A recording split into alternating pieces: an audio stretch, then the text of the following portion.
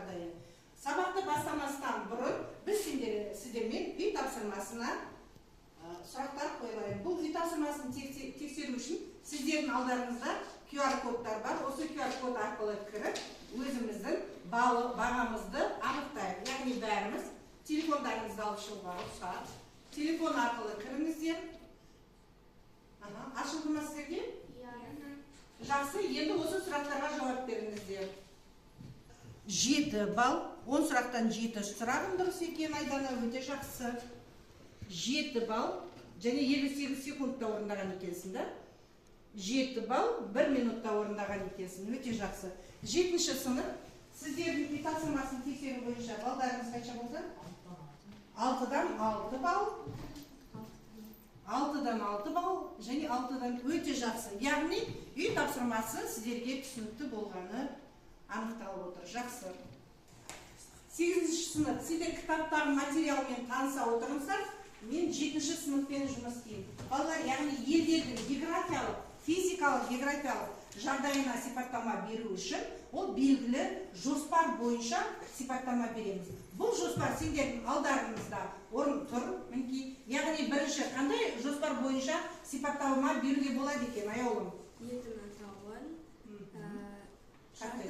жарты шарда елдің орналасуы, материкке елдің орналасуы, шеткі нүктелер және олардың географиялық координаттары, аумақ көлемі, оның конфигурациясы, солтүстіктен оңтүстікке, батыстан шығысқа километрде есептегенде қашықтығы, қандай ірі су нысанымен шайылып жатыр, қандай ірі таулар мен жазықтар, өзен, көлдер, аралдар мен түбектер, елдер қатар орналасқан, ел қай мемлекеттермен және қай жерде шектеседі, елдің бас қаласы және оның координаттары, елдің географиялық жағдайының, табиғат пен адамның өмір сүру жағдайының қалыптасу ықпалы.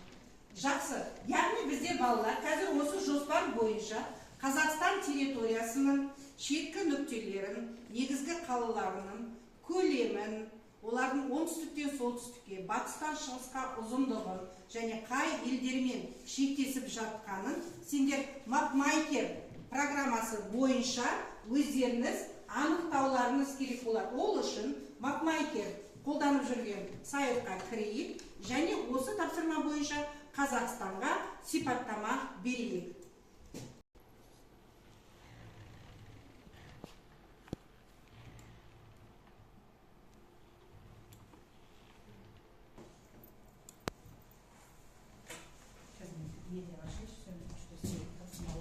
Сіз Қазақстанда аштыңыз ба?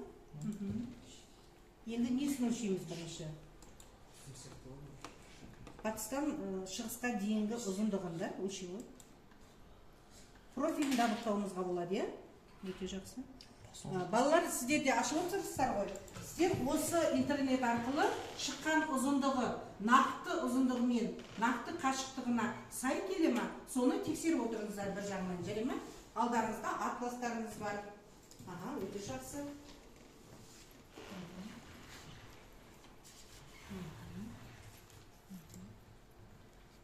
Кішкене кішірейтсем болады, е?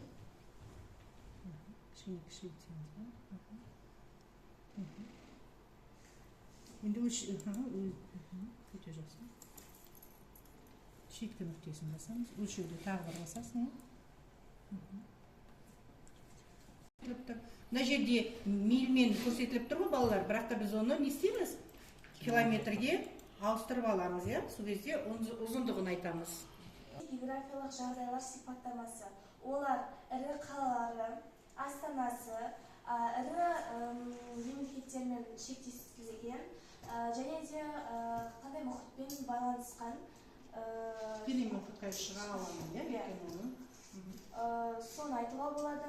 Мысалы, Қазақстан солтүстігінде Ресеймен шектескен, шығысында Қытаймен шектескен, оңтүстігінде Қырғызстан, Өзбекстан, Түркменстанмен шектескен.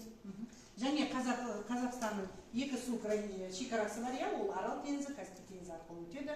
Және Қазақстан мұхиттарға тікелей шыға алмайтын ең ірі мемлекеттердің қатарына жатады. Жақсы. Сен дүние жүзін картасы бойынша жұмыс жасадың да? Өте жақсы. Сендер Африка материгі бойынша жасап жатсыңдар ма жұмысты? Жақсы. Балалар, енді біз жаңа сендер Қазақстан мемлекеті бойынша оның координаталарын таптыңдар. Оның батыстан шығысқа, оңтүстіктен солтүстіктен оңтүстікке ұзындығын және де шеткі нүктелерін анықтадыңдар. Енді қазір сіздерге мынаны ұсынайын. Бір-бір мемлекетті таңдаңыздаршы, болмаса бір-бір материкті.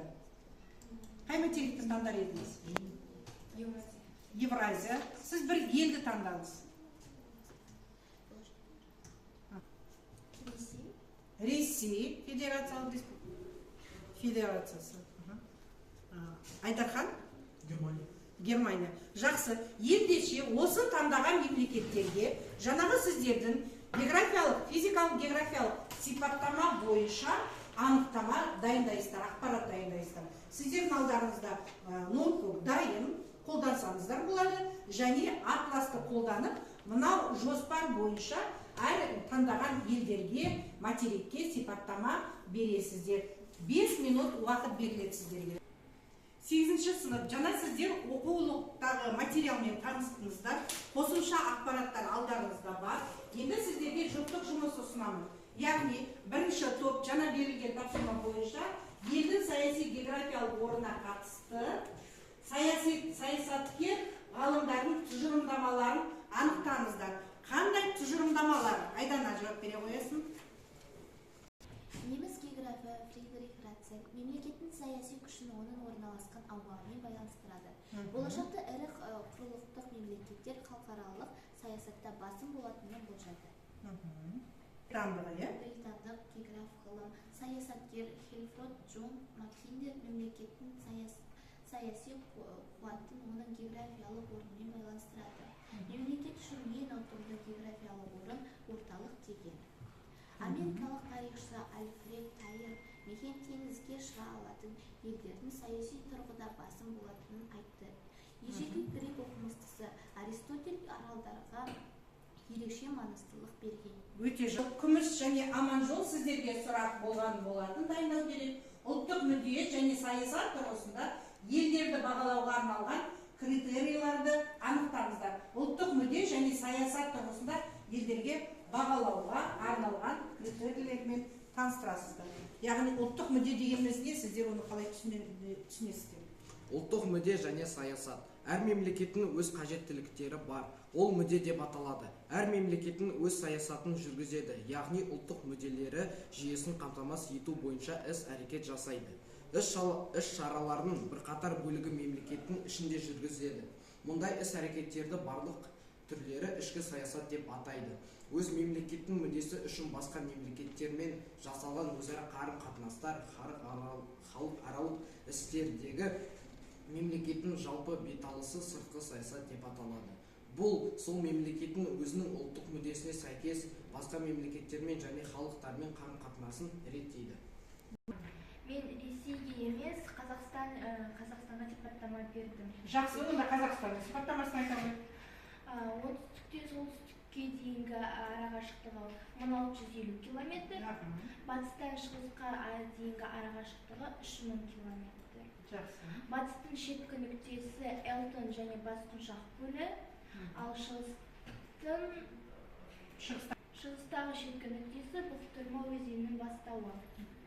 Координаталар. Координатасы, оңтүстіктің координатасы 55 градус.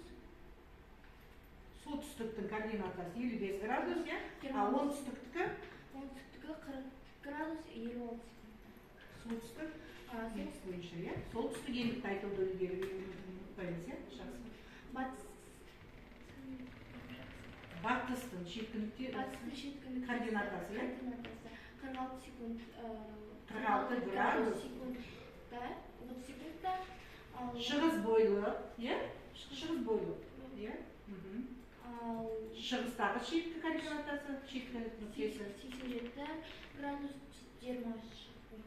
Шығыс бойлықта орналасқан. Жақсы. Сонымен балалар, физикалық географиялық сипаттамасы жағдайы дегеніміз не? Елдің табиғи нысандарға қатысты орналасуы. елдің табиғи нысандарға қатысты орналасу өте жақсы. Балалар, бүгінгі сабақ сендерге түсінікті болды ма?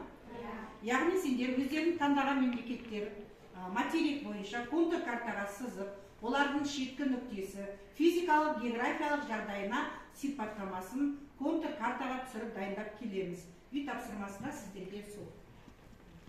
Сабақ сіздерге түсінікті болды ма? Онда қазір мына QR-ды ашып, осы бойынша үй орындайсыздар, бірақ та QR-мен кіріңіздер, ал тапсырманы үйде орындап дәптерлеріңізге түсіріп келесіздер. Жай ма? Қазір неге түсіріп алыңыздар суретке?